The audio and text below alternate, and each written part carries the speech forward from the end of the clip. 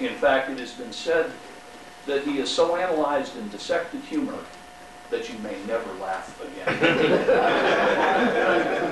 However, he tells me that he guarantees in his remarks that for anyone who pays attention, anyone after his lecture will be able to tell a joke whether it is funny or not. And having said that, may I present to you, speaking on the anatomy of humor, Dr. Edgar E. Willis.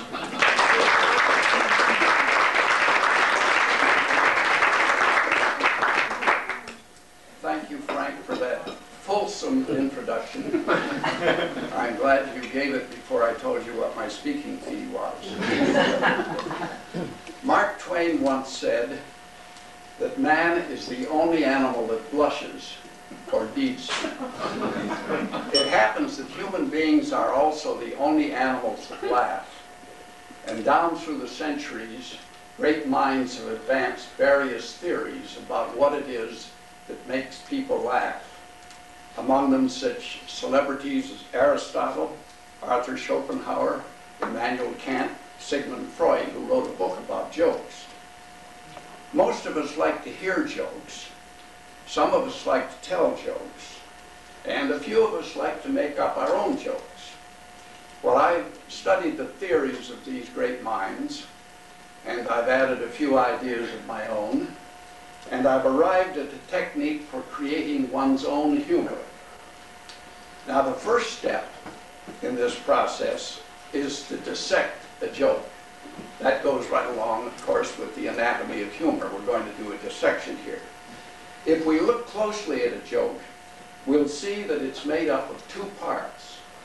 One part is the information or the ideas that the joke teller presents, and that I call the expressed idea of the joke. The second part, equally important, is the idea that the audience draws out of what the joke teller has presented, and that I call the inferred idea. So a joke then is made up of an expressed idea and an inferred idea. To illustrate, let me describe a cartoon that I saw in a magazine. It showed a prince and a beautiful young woman being married. And on the church, on the left-hand side, were the guests of the woman. They were just ordinary men and women. And on the other side, a bunch of frogs. Now, that's the expressed idea of the joke. The inferred idea, of course, that you draw out of that, which most of you did, I see, is the recollection of the story about a beautiful maiden who kissed a frog, and he turned into a prince. Let me illustrate with another joke that Jay Leno told on a Today program. This was the joke. Some people in Washington, D.C. tried to put together a Christmas creche, but they failed. They couldn't find 3 wise men or a virgin. That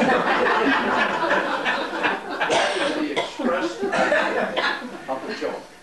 The inferred idea, of course, is a recollection or a reflection on the kind of people who live in Washington, D.C.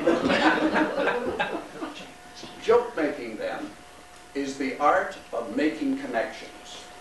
Above all, the most important connection is the one that the audience draws out of what you as the joke teller present. And if the audience fails to draw that connection, then there is no joke whatsoever. Where does a joke begin? Well, it can begin anywhere. It can begin with a comment you've heard, with an observation, with a news item. The possibilities are endless. Let me give you a couple of homemade jokes to illustrate how a joke can come into being as a result of something that you've experienced. Some years ago, I saw a TV broadcast of a football game between the University of Michigan and Purdue University. And during progress of the game, a rabbit came out on the field, and it made several journeys between the 50-yard line and the goal line. It ran back and forth several times. That became the beginning of a joke, and this is what I ended up with. Last week I was watching TV broadcast of a football game between the University of Michigan and Purdue University. And a rabbit came out and ran across the goal line several times. Purdue made 2 touchdowns. Michigan made 3 touchdowns. The rabbit made 4 touchdowns. The rabbit would have made 5 touchdowns if he hadn't stopped for a quick wham bam thank you man on the 20-yard line. Well, I'll let you draw your own out of that. One more example of a homemade joke. Last February, Zella and I took a cruise on a ship in the Pacific just off the coast of Costa Rica. And we found out that the name of the captain was Victor Hugo. Now, it seemed there must be a joke lurking around there somewhere. And I didn't quite make a connection until something else happened, and it was that first night out, Zella came down with a little touch of mal de mer. And this is the joke that I ended up with. We went on a cruise in the Pacific, and it turned out that the name of the captain of the ship was Victor Hugo. He was very appropriately named. The first night out, my wife was Très Miserable.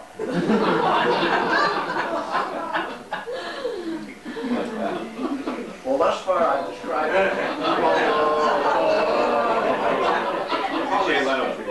Components of the joke. You like the structure, what you might call the tuberfores. And now I'm going to talk about what you hang on that structure, the material of the joke. And there are 3 kinds of material that make people laugh. And I call these 3 kinds of material the triggers of laughter.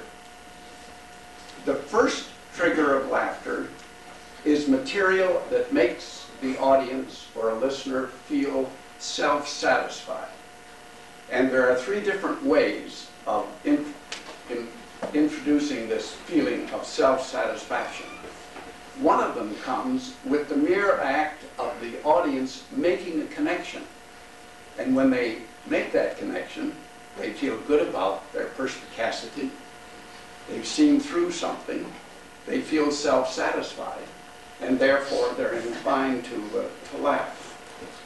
Now, one of the problems that you have is that if the thing that you draw out of it is too obvious, then the audience is likely to groan rather than laugh, even though they may see the point. And so you try to make it as difficult as you can. But of course, if you make it too subtle and the audience doesn't get the point, then you don't have any joke either. And so a joke maker is treading a very narrow line between what is too obvious and what is too subtle. For example, I saw in the New Yorker magazine a cartoon not long ago which showed 2 electrical fixtures on the wall. And on the floor were 2 electric plugs. And one of the plugs said to the other, "The one on the left is cute." Now, I didn't get that. Right? Some of you have gotten it, but I didn't get that. I didn't get that. And then suddenly I remembered something. And that is that when you classify electrical fixtures, you classify them as male and female. And that was the point of the joke. Of course, that's the reflection that you have to draw out of that.